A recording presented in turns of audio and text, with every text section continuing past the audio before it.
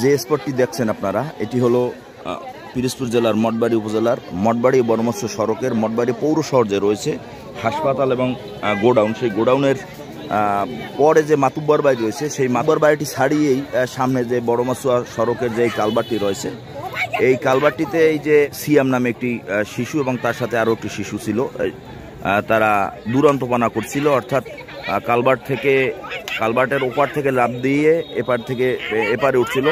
এমন অবস্থায় শিশুটি যে কচুরিপানা দেখছেন, সেই কচুরিপানায় মধ্যে ঢুকে নিখোঁজ রয়েছে। খালে কিন্তু প্রচুর পানি।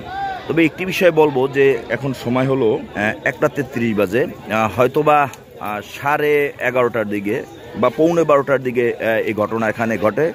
তাই সিয়ামের বাবার নাম হলো মানিক, তার বাসা এখানেই কাছে। শিশুটি এবছর 5ম শ্রেণীতে পরীক্ষা দিয়েছে। সবচেয়ে একটি খারাপ বিষয় হলো যে এই কালভার্টটা যে করছে এবং কালভার্টটা যে সময় উন্মুক্ত করা হয়েছে, এই কালভার্ট করার সময় আপনারা দেখেন যেখানে কিন্তু পাইলিং দেওয়া হয়েছে, এই যে পাইলিং দেওয়া হয়েছে, ওপাশেও পাইলিং দেওয়া হয়েছিল, কিন্তু কালভার্টটা কমপ্লিট করার পর এই পাইলিং ছুটিয়ে দেওয়া হয় না, যার ফলে এখানে কচুরিপানার এতটাই স্তূপ হয়েছে যে আপনারা দেখছেন কচুরিপানার উপরে কিন্তু অনেক লোকজন, লোকজন ইতিমধ্যে উঠে গেছে। এখানে আরও যদি 500 বা 1000 লোকজন ওঠে তাহলে কিন্তু কচুরিপানা দাম। তবে আপনারা একটা বিষয় লক্ষ্য করেন যে ঠিকাদারদের এবং যে কর্তৃপক্ষের যে দায়িত্বহীনতা, সে দায়িত্বহীনতা যদি এই যে পাইলিংগুলো উঠিয়ে নেওয়া হতো, তাহলে যে খালের যে স্রোত সেটা কিন্তু প্রবাহমান থাকতো। খালের স্রোত ওদিক থেকে পানি ঢোকে এবং এদিক থেকে এসে পানি শুধু পানিটাই যায়, কিন্তু তার উপরে যে কচুরিপানা, সেই কচুরিপানা কিন্তু এই পাইলিংয়ের কারণে আটকে গেছে এবং যার ফলে স্তূপ রয়েছে। তো শিশুটি পড়ে যাওয়ার আধা ঘন্টা পর মঠবাড়িয়ার ফায়ার সার্ভিস টিম এসেছে। ফায়ার সার্ভিস টিম এসে আমরা এতই দুর্ভাগা, যে আমরা এতটাই হতভাগা যে এখানে ডুবুরি দল নেই, তারা এসে শুধু দৃশ্যমান দেখছে।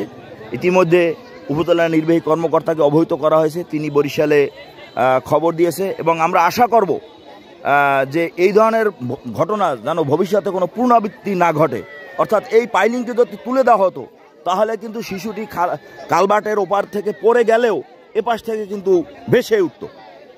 কিন্তু এই যে প্রচুর পরিমাণের কচুরিপানা রয়েছে, সেই কচুরিপানার জন্য কিন্তু শিশুটির আসলে কোনো প্রকার কোনো সন্ধান পাওয়া যাচ্ছে না বা কোনো ট্রেস পাওয়া যাচ্ছে। আদৌ যে শিশুটিকে যে আজকের দিনের মধ্যে পাওয়া যাবে বা কোনো অবস্থা, এটা কিন্তু আসলে অনিশ্চিত।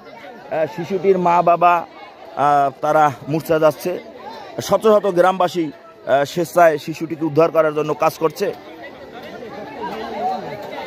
এই যে জলাবদ্ধতার সৃষ্টি হয়েছে এবং কচুরিপানা যেভাবে এখানে আবদ্ধ হয়ে আজকের দুটি শিশু এখানে কচুরিপানার ভিতরে চলে গেছে, যার বদৌলতে একজনকে পাওয়া গেলেও আর একজন এখন পর্যন্ত নিখোঁজ আছে। এখানে যারা এই সড়ক পরিবহন এবং আপনার এলজিডি হোক, পিডব্লিউ হোক, যার মাধ্যমে এই কাজ হয়েছে, তারা আমি মনে করি এটার জন্য দায়ী। এই যে ঠিকাদার কাজ করে পাইলিং করে এখন পর্যন্ত এই গাছ উত্তোলন করে নাই, যার ফলে এখনো কচুরিপানা এখানে জলাবদ্ধতার সৃষ্টি করে এই বিপদের সৃষ্টি হয়েছে। আমরা এই ঠিকাদারের দৃষ্টান্তমূলক শাস্তির ব্যবস্থার দাবি করছি।